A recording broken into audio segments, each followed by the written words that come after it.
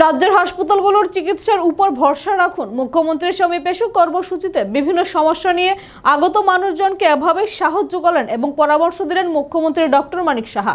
পাশাপাশি মুখ্যমন্ত্রীর সমীপেশু কর্মসূচিতে যারা নানা ধরনের সমস্যা নিয়ে এসেছিলেন তাদের সমস্যা সমাধানে সংশ্লিষ্ট দপ্তরগুলোকে প্রয়োজনীয় পদক্ষেপ নেবার নির্দেশ দিয়েছেন তিনি।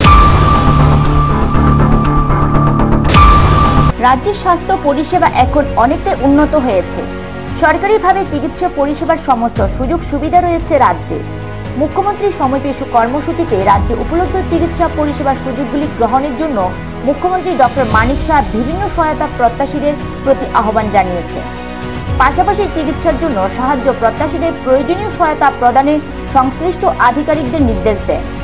মুখ্যমন্ত্রী সরকারি বাসভবনে অন্যান্য দিনের মতো মঙ্গলবারেও মুখ্যমন্ত্রী সমীপেশু কর্মসূচিতে দীর্ঘক্ষণ মুখ্যমন্ত্রী রাজ্যের বিভিন্ন প্রান্ত থেকে আসা জনগণের নানাবিধ সমস্যা, অভাব ও অভিযোগ শোনেন। খোয়াইয়ের লাবণ্য চৌধুরীর পাড়ার প্রিয়া দেববর্মা এসেছিলেন চিকিৎসা সাহায্যের আর্জি নিয়ে। দুর্ঘটনায় তার দেহের অনেকটা অংশ আগুনে পুড়ে যায়। মুখ্যমন্ত্রী তার চিকিৎসায় জিবিপি হাসপাতালের মেডিকেল সুপার ডক্টর শঙ্কর চক্রবর্তীকে প্রয়োজনীয় ব্যবস্থা নেওয়ার নির্দেশ দেন।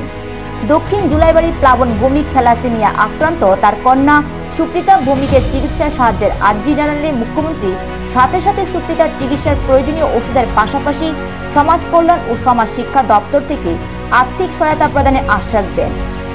আগরতলার উজান অভয়নগরের বাসিন্দা টমটম চালক মতিলাল দেববর্মা তার অসুস্থ ছেলের চিকিৎসার জন্য মুখ্যমন্ত্রীর সাহায্য চাইলে মুখ্যমন্ত্রী তৎক্ষণাৎ তার ছেলের চিকিৎসার সুবিধার্থে মুখ্যমন্ত্রী জন আরোগ্য যোজনায় আয়ুষ্মান কার্ডের ব্যবস্থা করে দেন। পাশাপাশি তার ছেলের চিকিৎসায় প্রয়োজনীয় পদক্ষেপ নিতে জিবিপি হাসপাতালের মেডিকেল সুপারকে নির্দেশ দেন। লেম্বুছড়া রূপালী দাসের বসতঘরটি আগুনে ভস্মীভূত হয়ে যাওয়ায় ঘরে থাকা সমস্ত আসবাবপত্র সব প্রয়োজনীয় কাগজপত্র ও নথি পুড়ে গেছে।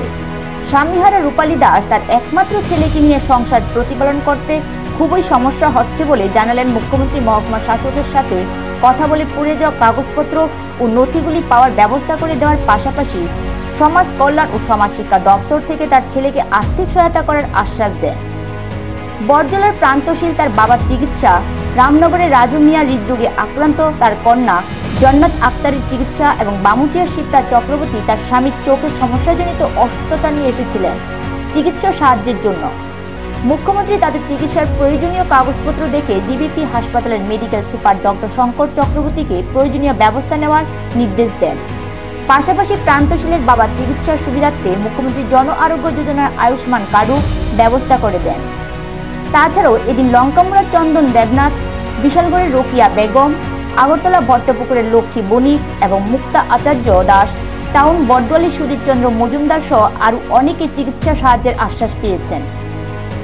কৈলাসহরের মাধুনী সিনহার বিধবা ভাতা প্রদানে মুখ্যমন্ত্রী সমাজ কল্যাণ ও সমাজ শিক্ষা দপ্তরের সচিব তাপস রায়কে প্রয়োজনীয় উদ্যোগ নিতে বললেন।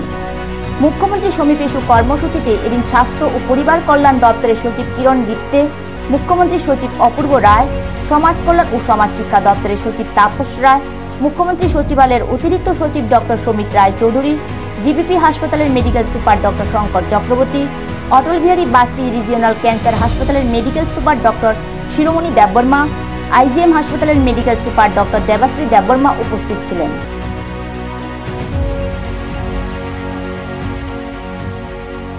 নিজস্ব প্রতিনিধি রিপোর্ট, এশিয়ান টাইমস।